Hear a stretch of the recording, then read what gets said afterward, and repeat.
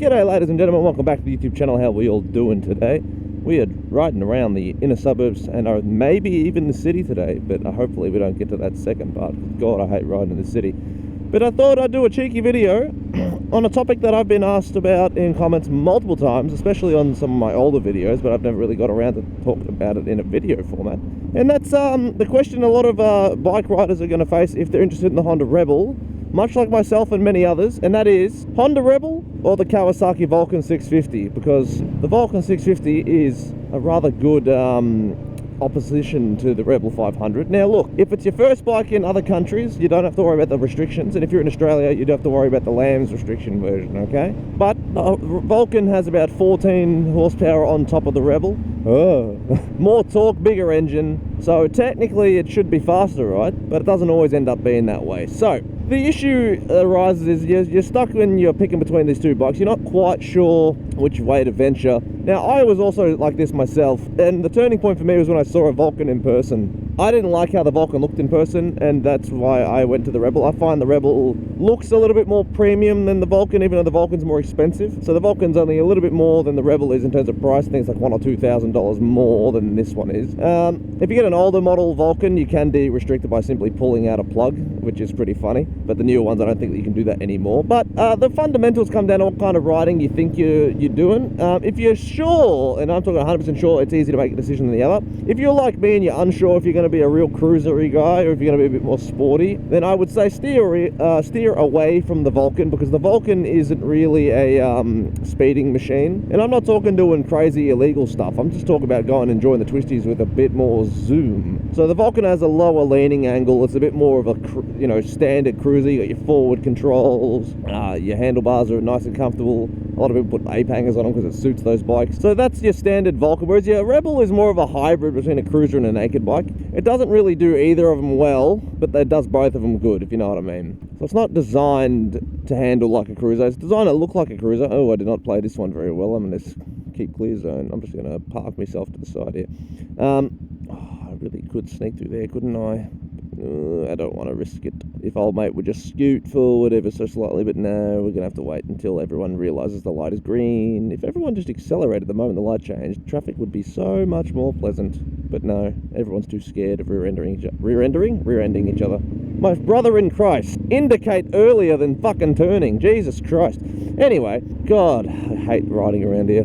It's insufferable. But yeah, so the Rebel is more of a hybrid bike between a naked and a cruiser. So it doesn't cruise fantastically. It doesn't like handle like a naked bike spectacularly, but it does both better than you'd expect. So it actually handles rather well, which is what makes it exciting, and I think it does better in that regard. So if you're not sure what kind of riding you want and you want to go fast, or if you want to just take it easy, slowly cruise around, stuff along those lines, or hold on a minute.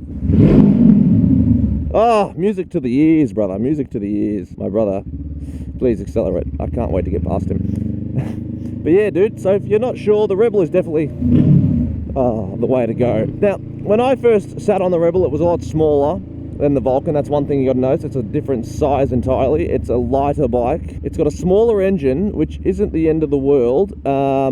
Less torque, obviously, because of that, less horsepower. Now, if you're just going purely on numbers and that's the only thing that can sell you, well, I'm sorry, I can't help you. But if you've got a bit more of a brain and numbers aren't everything that matters to you, that's when you'll realise that the Honda Rebel, if you're a bit more about the entertaining life, I'd say go for that one.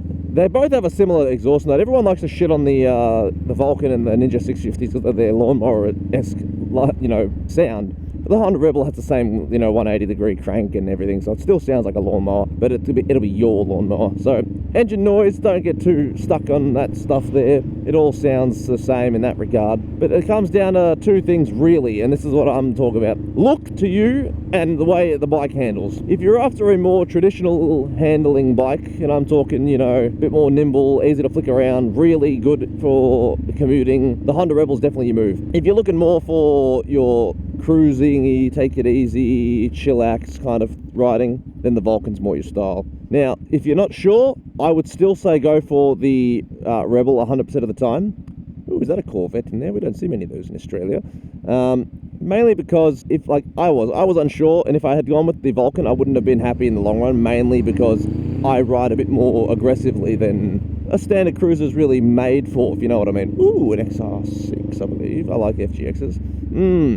Whereas the Vulcan, if you're like you're more cruisy, take it easy, go on a long ride without doing stuff too fast around bends and just going up and down around straights and curvy roads, not super twisty, well, the Vulcan's more up your alley. If price is the factor, well, guess what? The Rebel is the better choice anyway, in my opinion, and it's cheaper, so you win in that department. And obviously, if it isn't a problem, well, then I'd still go for the Rebel, because then you get a bit more money for the exhaust mod. The benefit is both bikes are Japanese, so you're not really going to be having too many issues in that, regard, because, well, they're both going to be indestructible. But I've heard of people breaking Kawasaki's. I don't really hear many people breaking Hondas, and if you break a Honda, it probably wasn't the bike's fault. Now, obviously, I'm being facetious, but, like, standard Hondas like to keep themselves together pretty damn well. But especially, like, if you're riding around places like I'm riding right now, where it's not the greatest location to ride in a suburby stuff, oh, that's when you want a Honda Rebel, dude. So much better. I wonder if I should go out to the old Ducati dealership today that's down this way and have a suss. Probably not, hey, because then I have to go further into the city area, and then I'm just South Melbourne, and it's just yuck. When it comes down to looks, though, it's I can tell you which one looks better, but that ultimately means jack, because, well, realistically, preference ain't preference. So if you like the look of one over the other, well, it's going to be hard to convince you either way. But I liked how the Vulcan looked in pictures, and then I saw it in person. I didn't like it. Another thing you can do is go into a dealership that has both of them and sit on them both. That way you have a chance to feel the weight distribution, get your feet in the pegs and on the handlebars. This thing is annoying on the Honda Rebel, especially when you first sit on it. The longer you ride it, the less you notice it. Right now, I notice it because I leaned the bike over and hit my bloody leg, but that's something that if you can't get over that, well, the Honda Rebel's really going to drive you nuts, because unfortunately that sticks around. It doesn't really go anywhere.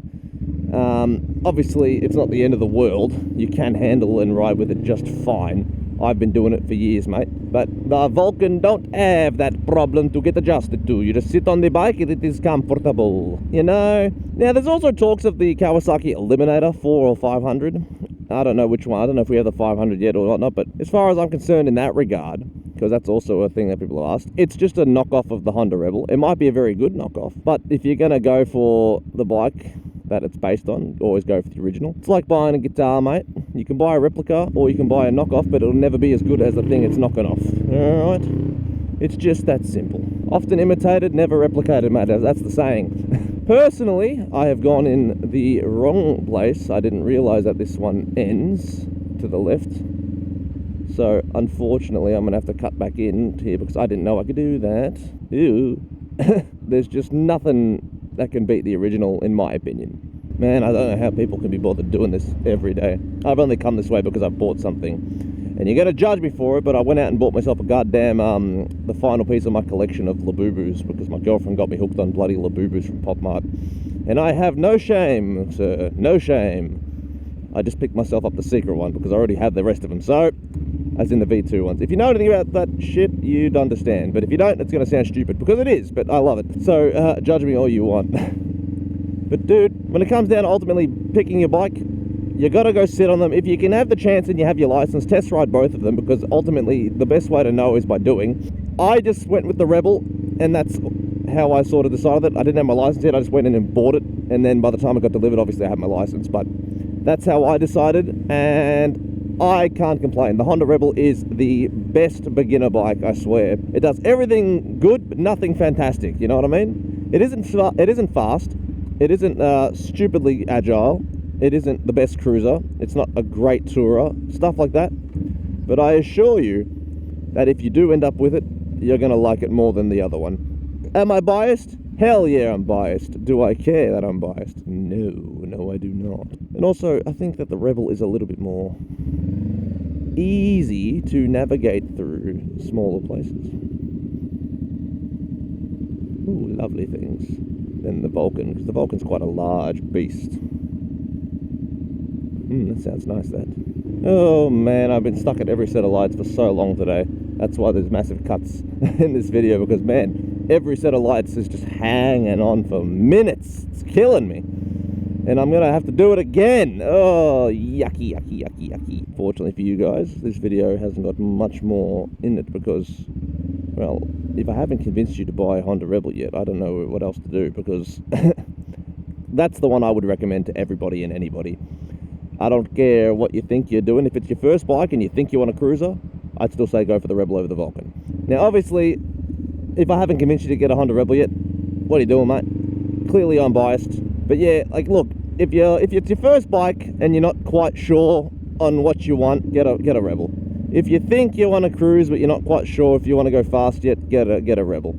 If you're thinking about touring and that's what you really want to do, maybe I'd say then go for the Vulcan over the Rebel. The Rebel's touring is not particularly the strong point of it. It's not the most comfortable for the long rides. The seat's very hard and the pegs are not in the most comfortable location for those bigger rides. Besides stuff like the simple things, I can't recommend it enough. The Rebel is perfect for your first bike. It taught me everything I need to do on the bike. It taught me how to lean. It taught me how to do all the body positioning as much as it can. I mean, like, look, it's still a cruiser at the end of the day. Although, like I said, it's still more of a hybrid than it is cruiser. It's definitely a hybrid naked, whereas the Vulcan is a more die-hard cruiser-y style bike, if that makes sense. But yeah, hopefully that made your decision a little bit easier for you. But if you haven't, well, I guess you got to go do another deep dive on YouTube, boys and girls, because that's going to be the only way. But without further ado, that's all I have to talk about today. I do hope you guys have enjoyed everything so far. Do take it easy, keep it cheesy. If you do decide on buying one of those two bikes, well, just send me a photo, and as always, peace, bye.